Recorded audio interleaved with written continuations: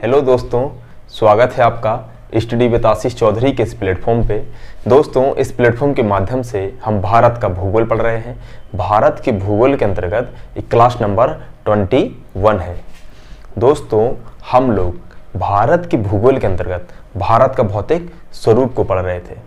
भारत के भौतिक स्वरूप के अंतर्गत हमने पिछली क्लासेस में उत्तर में फैले हुए विशाल हिमालय को देखा था और पिछली क्लासेस में हमने उत्तर में फैले हुए विशाल मैदान को देखा था। आज हम भारत के भौतिक स्वरूप के अंतर्गत तीसरे और सबसे महत्वपूर्ण स्वरूप को देखेंगे, भारत का प्रायद्वीपीय पठार। भारत का प्रायद्वीपीय पठार के अंतर्गत जब भी हम देखते हैं तो हम भारत के प्रायद्वीपीय पठार के अंतर्गत हम दो चीज़ों को पढ़ते हैं। पहला है भारत के प्रायद्वीपीय पठार के अंतर्गत फैले हुए पठारों को व भारत का प्रायद्वीपीय पठार के अंतर्गत फैली हुई कुछ महत्वपूर्ण श्रेणियों को। लेकिन भारत के प्रायद्वीपीय पठार के अंतर्गत एक महत्वपूर्ण चीज को हम भूल जाते हैं, जो कि है कि भारत का प्रायद्वीपीय पठार के अंतर्गत पाए जाने वाले बेसिक चीजों को, जैसे कि प्रायद्वीपीय पठार का विस्तार कहां से कहां तक है, प्रायद्वीपीय पठार का निर्माण कब हुआ, प्रायद्वीपीय पठार पर फैले हुए लावे की उम्र कितनी है, या फिर प्रायद्वीपीय पठार कहाँ से बना हुआ है, इसके पहले ये कहाँ था। इन्हीं कुछ महत्वपूर्ण चीज़ों को हम भूल जाते हैं, जो कि एग्जाम की दृष्टि से बहुत ही महत्वपूर्ण है। तो चलिए शुरू करते हैं हम भारत का प्रायद्वीपीय पठार। भारत का प्रायद्वीपीय पठार कैसे बना, तो देखिए पिछली क्लासेस में हमने देखा था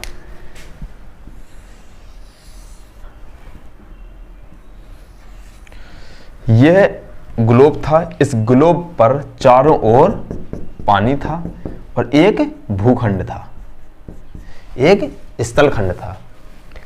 जब इस स्थलखंड का डिवाइडेशन होता है, तो दो महत्वपूर्ण स्थलखंड बनते हैं। पहला है अंगारा लैंड, दूसरा है गोंडवाना लैंड। तो क्या है कि अंगारा जो लैंड होता है वह पृथ्वी की आंतरिक गतियों के कारण उत्तर की ओर चल देता है। मतलब अंगारा लैंड की जो स्थिति होती है वह उत्तरी अक्षांशों में होती है, और इस भूखंड का जो दक्षिण की ओर होता है गोंडवाना लैंड, वह दक्षिण की ओर होता है। तो अंगारा लैंड और गोंडवाना लैंड दो महत्वपूर्ण भूखंडों में बंट जाता है। तो क्या है कि भारत का प्रायद्वीपीय पठार आज से हजारों लाखों साल पहले गोंडवाना लैंड का हिस्सा हुआ करता था। पहले ये गोंडवाना लैंड का हिस्सा हुआ करता था, आज से हजारों लाखों साल पहले। इसके बाद क्या हुआ कि जब पृथ्वी की आंतरिक गतियों के कारण जब भूखंडों में मूवमेंट होने लगा, तो गोंडवाना लैंड जो है वो दक्षिण की ओर था। तो जब आंतरिक गतियों के कारण जब मूवमेंट होने लगा, तो यह अफ्रीकन महाद्वीप का एक हिस्सा था। जब मूवमेंट हुआ तो जो भारत का प्रायद्वीपीय पठार है वह अफ्रीका महाद्वीप का हिस्सा हुआ करता था।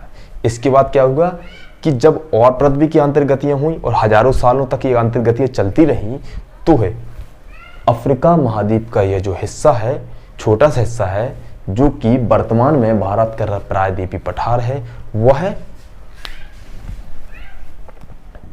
उत्तर पूर्व की ओर मूवमेंट करने लगा। जब यह प्रायद्वीपीय पठार का हिस्सा, जो कि अफ्रीका महाद्वीप से अलग हुआ था, जब ये उत्तर पूर्व की ओर मूव करता है, तो वहां पर यूरेशिया प्लेट से टकराता है और एक विशाल भारत का प्रायद्वीपीय पठार का निर्माण करता है। इसके बाद क्या हुआ कि जब यह अलग हो रहा था, तो जब यह अफ्रीका महाद्वीप से अलग हो रहा था, तो एक बड़ी मात्रा में लावा का उद्गार होना शुरू हुआ। जब यह उद्गार होना शुरू हुआ तो यह पहले पानी के लिक्विड के रूप में आया। इसके बाद जैसे ही समय गुजरा, जैसे ही समय स्पेंड हुआ, तो यह एक लावा के रूप बन गया, बहुत ही गाढ़ा लावा के रूप में। इसके बाद समय बीता तो यह जो पहले पानी था फिर लावा बना। इसके बाद यह आज वर्तमान में चट्टानों के रूप में पूरे प्रायद्वीपीय पठार पर फैला हुआ है। और यह उद्गार एक नहीं बल्कि 3 टाइम पीरियड में हुआ। टाइम पीरियड का मतलब क्या हुआ कि प्रायद्वीपीय पठार की जो चट्टानें हैं वो 3 रूपों में बनी हुई है, 3 टाइम पीरियड में बनी हुई है। तो 3 परतों में लावा का बिछा हुआ है प्रायद्वीपीय पठार पे। तो अभी हमने देखा भारत का प्रायद्वीपीय पठार का निर्माण कैसे हुआ, कैसे बना ये। अब हम देखते हैं पठार क्या होता है। हम कभी कभी भूल जाते हैं कि पठार क्या होता है और पर्वत क्या होता है। तो देखिए छोटी सी डेफिनेशन है। कभी कभी जो पठार होते हैं वो पहाड़ों से भी ऊंचे होते हैं। कोई कोई पठार जो है वह समुद्र तल से ऊंचे होते हैं, किसकी अपेक्षा? पहाड़ों की अपेक्षा ऊंचे होते हैं। लेकिन छोटा सा अंतर है वो देखिए, पठार जो होते हैं उसमें कोई नुकीला हिस्सा नहीं होता है या फिर नुकीला कोई ऊपरी सिरा नहीं होता है, बल्कि पठार जो होता है वह सबसे ऊंचे पर भी एक मैदान के रूप में होता है, बहुत ही समतल होता है। वहाँ पर लोग रहते भी हैं, वहाँ पर लोग खेती भी करते हैं। दूसरी ओर देखें पहाड़, पहाड़ जो होते हैं वो पूर्णतः चट्टानों के होते हैं और इस पर नुकीले सिरे होते हैं। इस पर खेती या फिर लोग रहना बहुत ही मुश्किल होता है।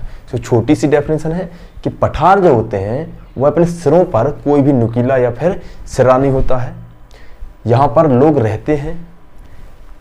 पहाड़ जो होते हैं यहाँ पर जो कोना होता है, ऊंचाई, सबसे ऊंचाई जो पॉइंट होता है, अपेक्स होता है, वह एक नुकीला होता है। छोटी सी डेफिनेशन है। अब हम देखते हैं प्रायद्वीपीय पठार के कुछ इंपोर्टेंट पॉइंट्स को। देखिए प्रायद्वीपीय पठार की जो चट्टानों की जो उत्पत्ति है, प्रायद्वीपीय पठार की जो चट्टानों की उत्पत्ति है, जो चट्टानें गोंडवाना लैंड का हिस्सा हुआ करती थी, जो चट्टानें गोंडवाना लैंड का हिस्सा हुआ करती थी, उन चट्टानों की जो उत्पत्ति है वो लगभग 3600 मिलियन वर्ष पूर्व मानी जाती है। लगभग 3600 मिलियन वर्ष पूर्व मानी जाती है। नेक्स्ट पॉइंट देखते हैं, कार्बन युग से पहले प्रायद्वीपीय पठार जो है, भारत का प्रायद्वीपीय पठार जो है वो गोंडवाना लैंड का हिस्सा हुआ करता था।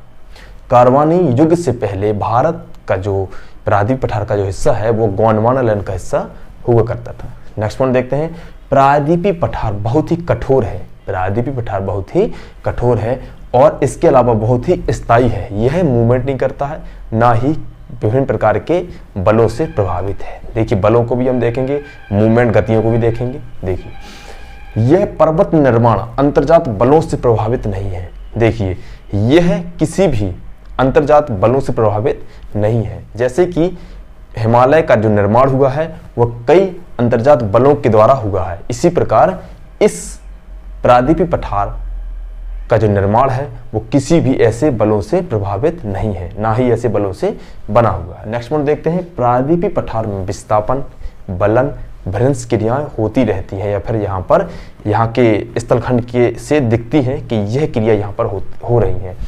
आगे के क्लासेस में हम देखेंगे कि विस्थापन, बलन, भ्रंश क्रियाएं कैसे हुई है, यहाँ पर कैसे होती हैं। नेक्स्ट पॉइंट देखते हैं, क्रिटेशियस युग में भारी मात्रा में, क्रिटेशियस युग में बड़ी भारी मात्रा में ज्वालामुखियों का उद्गार हुआ और जब इन ज्वालामुखियों का उद्गार हुआ तो लिक्विड पानी के रूप में निकला और यह लावा बना और आज यह चट्टानों के रूप में प्रायद्वीपीय पठार पर फैला हुआ है। नेक्स्ट पॉइंट देखते हैं, इस लावे का उद्गार है। इस लावे का जो उद्गार है वो लगभग 40 किलोमीटर गहराई पर माना जाता है। इसका जो उद्गार है वो लगभग 40 किलोमीटर गहराई पर माना जाता है। नेक्स्ट पॉइंट देखते हैं, लावा की आयु। देखिए प्रायद्वीपीय पठार की चट्टानों की जो आयु वो लगभग 3600 मिलियन वर्ष है, मगर इस लावे की जो आयु है वो लगभग 146 मिलियन वर्ष पूर्व मानी जाती है। नेक्स्ट पॉइंट देखते हैं, यह भारत का सबसे प्राचीनतम भौतिक प्रदेश है। देखिए यह महत्वपूर्ण एक पॉइंट है, देखिए इसको समझते हैं हम। हमने देखा था कि भारत की जो स्थिति है वह पहाड़ है, इसमें पठार है, इसमें मैदान है, इसमें तटीय क्षेत्र है, रेगिस्तान है, यानी कि हर प्रकार की स्थलकृति यहाँ पर पाई जाती है। तो इन सभी स्थलकृतियों में पहले को हमने देखा था हिमालय, जो कि एक नवीन है। इसके बाद मैदान देखा था हमने कि यह उससे भी नवीन है। इस प्रकार से हम और भी कई स्थलकृति को देखेंगे, लेकिन इन सभी भौतिक प्रदेशों में सबसे प्राचीनतम और सबसे बड़ा जो भौतिक प्रदेश है वह प्रायद्वीपीय पठार है। तो यह भारत का सबसे प्राचीनतम भौतिक प्रदेश है और इसके साथ साथ ये सबसे बड़ा व सबसे विशालतम भौतिक प्रदेश है। इसके अलावा देखते हैं, यह गोंडवाना का हिस्सा हुआ करता था, यह गोंडवाना लैंड का हिस्सा हुआ करता था। जैसा कि हमने पहले देख चुके हैं, गोंडवाना लैंड का ही यह टूटा हुआ हिस्सा व भाग है। देखिए यह आर्किन क्रम की चट्टानों से बना हुआ है। भारत का प्रायद्वीपीय पठार का जो मैक्सिमम जो अधिकतम हिस्सा है वह आर्किन क्रम की चट्टानों से बना हुआ है। और आर्किन क्रम की चट्टानें भारत की नहीं बल्कि विश्व की सबसे पुरानी चट्टानें हैं। देखिए प्रायद्वीपीय पठार का विस्तार को हम देखते हैं तो देखिए यह एक त्रिभुजाकार आकृति का है, यह एक त्रिभुजाकार आकृति का है। सबसे पहले हम देखते हैं कि प्रायद्वीपीय पठार का जो विस्तार है वो किस तरह से, देखिए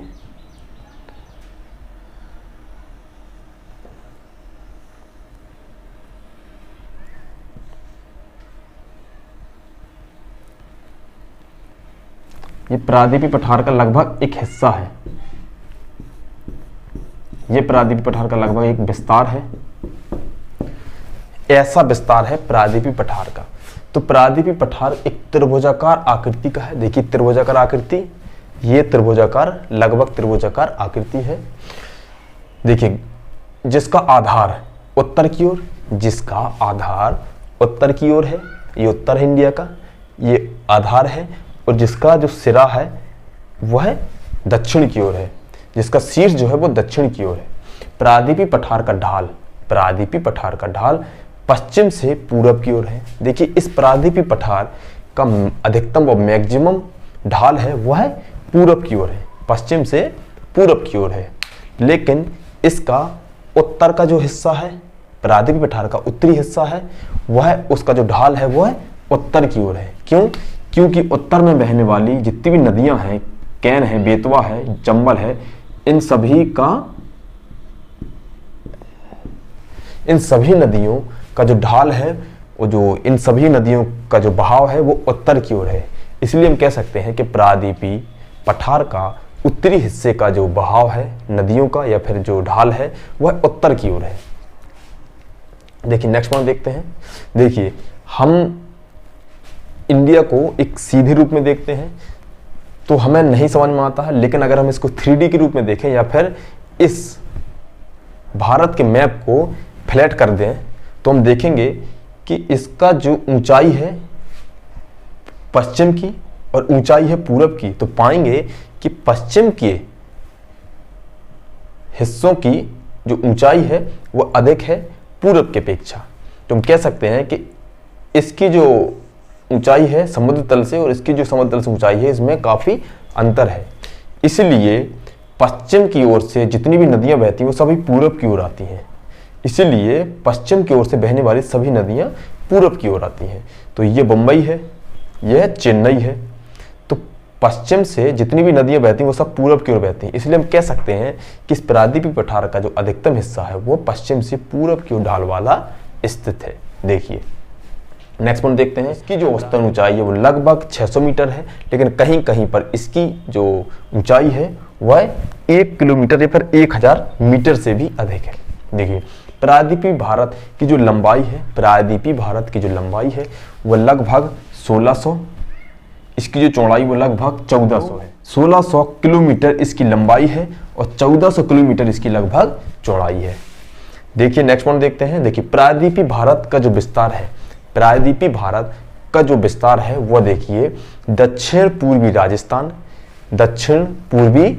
राजस्थान है, मध्य प्रदेश है, मुख्यतः मध्य प्रदेश, पूर्व मध्य प्रदेश में प्रायद्वीपीय पठार फैला हुआ है, छत्तीसगढ़ में ये फैला हुआ है, झारखंड में फैला हुआ है, उड़ीसा में फैला हुआ है, आंध्र प्रदेश, कर्नाटक, तमिलनाडु, केरल, महाराष्ट्र, गुजरात, इसके अलावा पूर्वी राज्यों में मेघालय में फैला हुआ है। माना जाता है कि आज से लाखों हजारों साल पहले प्रायद्वीपीय का जो हिस्सा था वो लगभग ऐसा था।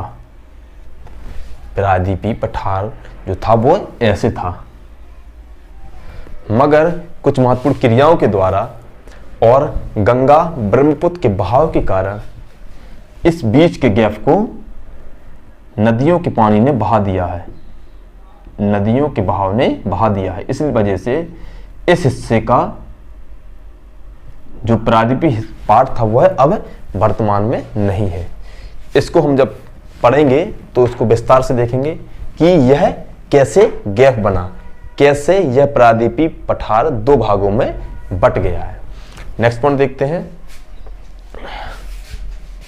देखिए विवर्तनी की दृष्टि से देखा जाए तो यह एक शांत क्षेत्र है। विवर्तन की दृष्टि से देखा जाए तो यह एक बहुत ही शांत क्षेत्र है। यहाँ पर भूकंप की जो संभावना है वह ना के बराबर थी। पहले माना जाता था कि यहाँ पर भूकंप कभी नहीं आते हैं, मगर लातूर व कोयना में आए अचानक भूकंपों से यह साबित हो गया कि यहाँ पर भी भूकंप आने की संभावना है। मगर यहाँ पर जो भूकंप है बहुत ही कम संख्या में आते हैं, बहुत ही कम आते हैं। नेक्स्ट पॉइंट देखते हैं। प्रायद्वीपीय पठार के उत्तरी भाग का ढाल उत्तर की ओर है। प्रायद्वीपीय पठार के उत्तरी भाग का जो ढाल है वह उत्तर की ओर है। इसके अलावा हम देखते हैं कि चंबल हुई, केन हुई, बेतवा हुई और भी कुछ महत्वपूर्ण सहायक नदियों हैं जिन नदियों का जो ढाल है वह उत्तर की ओर है। उत्तर की बड़ी बड़ी महत्वपूर्ण यमुना और गंगा की सहायक नदियां बनती हैं। नेक्स्ट पॉइंट देखते हैं। प्रायद्वीपीय पठार में विंध्याचल सतपुड़ा के मध्य भ्रंश का जो ढाल है वह पूरब से पश्चिम की ओर है। देखिए सभी नदियां पश्चिम से पूरब की ओर बहती हैं, मगर विंध्याचल और सतपुड़ा के मध्य पाए जाने वाले जो भ्रंश है, इस भ्रंश का जो ढाल है वह पूरब से पश्चिम की ओर है। इसी प्रकार सतपुड़ा के दक्षिण में भी एक नदी बहती है, तापी नदी। तापी नदी का भी जो ढाल है वो पूरब से पश्चिम की ओर है। और हम देखते हैं कि प्रायद्वीपीय पठार का सतपुड़ा के दक्षिण में संपूर्ण हिस्सा पश्चिम से पूरब की ओर है। सतपुड़ा के दक्षिण में, तापी नदी के दक्षिण में जितना भी प्रायद्वीपीय पठार है उसका जो ढाल है वो पश्चिम से पूरब की ओर है। इस प्रायद्वीपीय पठार का अधिकतम जो ढाल है वो पश्चिम से पूरब की ओर है, मगर कहीं कहीं पर पश्चिम से पूरब से पश्चिम की ओर है, उत्तरी हिस्सा उत्तर की ओर है। नेक्स्ट पॉइंट देखते हैं। देखिए प्रायद्वीपीय पठार का सतपुड़ा के दक्षिण में संपूर्ण हिस्सा पश्चिम से पूरब की ओर है। देखिए नेक्स्ट पॉइंट देखते हैं। प्रायद्वीपीय पठार का उत्तरी सीमा अनियमित है। प्रायद्वीपीय पठार की जो उत्तरी सीमा है वह नियमित नहीं है, वह यूनिफॉर्मली नहीं है, वह अनियमित है। तो देखिए कच्छ का रन, यह कच्छ के रन से शुरू होती है और अरावली आती है। यह कच्छ के रन से शुरू होती है और अरावली आती है। इसके अलावा यह फिर इसके बाद यमुना और गंगा के किनारों, क्योंकि गंगा नदी निकलती है और यमुना नदी निकलती है, तो इनके किनारों से इसके बाद राजमहल की पहाड़ियाँ आती हैं। राजमहल की पहाड़ियों के बाद पश्चिम बंगाल के डेल्टाई क्षेत्र आते हैं। पश्चिम बंगाल के डेल्टाई क्षेत्र आते हैं। यह डेल्टाई क्षेत्र बांग्लादेश और पश्चिम बंगाल राज्य में फैला हुआ है। तो अभी हमने भारत के भौतिक स्वरूप के अंतर्गत तीसरा सबसे महत्वपूर्ण स्वरूप भारत का प्रायद्वीपीय पठार के अंतर्गत पाए जाने वाले कुछ बेसिक चीजों को देखा है हमने। नेक्स्ट क्लास में हम देखेंगे भारत का प्रायद्वीपीय पठार के अंतर्गत पाए जाने वाले कुछ महत्वपूर्ण पठार व कुछ महत्वपूर्ण पहाड़ियों को देखेंगे। तो चलिए दोस्तों, बने रहिए। धन्यवाद।